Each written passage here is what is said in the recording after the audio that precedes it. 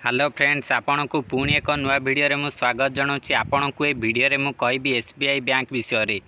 SBI तार ग्राहक पर गोटे बहुत बड़ अपडेट जारी करिछि। जदि आपण जने एसबीआई रो ग्राहक अटंती कि अन्य बैंक रो ग्राहक जदि अटंती तेबे मध्य आपणक पई ये अपडेट गुरुत्वपूर्ण अटे। आपण ये वीडियो को शेष पर्यंत देखंतु। या सहित ये वीडियो को लाइक करी चैनल को सब्सक्राइब करंतु। एबे चलंतु जानिबा एसबीआई कौन अपडेट जारी करछि तार ग्राहक मानक पई। देखंतु एसबीआई तार ट्विटर अकाउंट रे एभली एक फोटोटीए पोस्ट करछि।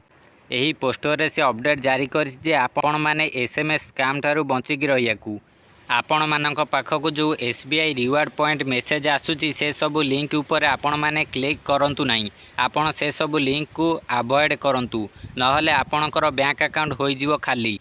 एठी अलर्ट रहिया को ये अपडेट जारी कर जाइछि। देखंतु लेखा अछि stay protected from SMS scams, avoid clicking on fake links. देखंतु ता तळे लेखा अछि एसबीआई कोनोसी प्रकार रिवार्ड पॉइंट ना रे लिंक जारी करूनै, लिंक शेयर करूनै एसएमएस माध्यम रे। आपण माने ए सब स्कैम रो बंचिकी रहंतु। आपण माने ए सब लिंक ऊपर क्लिक करंतु नाही।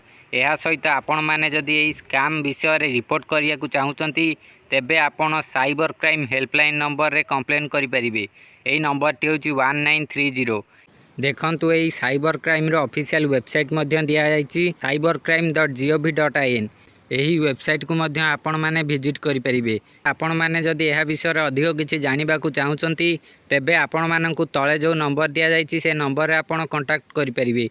जो हेल्पलाइन नंबर दिया जायछि 180001234 आ गोटे अछि 180002100।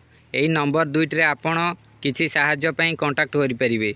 आपणक पाखकू जदि एसबीआई रिवार्ड पॉइंट ना रे कोनोसी प्रकार मेसेज आसुची तेबे आपण माननकु से सब मेसेज गुडी को अवॉइड करिया को पड़िबो। आपण माननकु सेथरे जो लिंक रहिछि से लिंक ऊपर क्लिक करिया को कोनोसी प्रकार आवश्यकता नाही। आपण सेथरे क्लिक करिवेनी। जदि आपण क्लिक करंती तेबे आपणकर बैंक अकाउंट खाली हबो। एही सब स्कैम रू बंचिकी रहंतु। एहा सहित एही भली सब अपडेट जानिया पई चैनल को सब्सक्राइब करी पाखे थिबा बेल आइकन को ऑल ले दबाई दियंतु।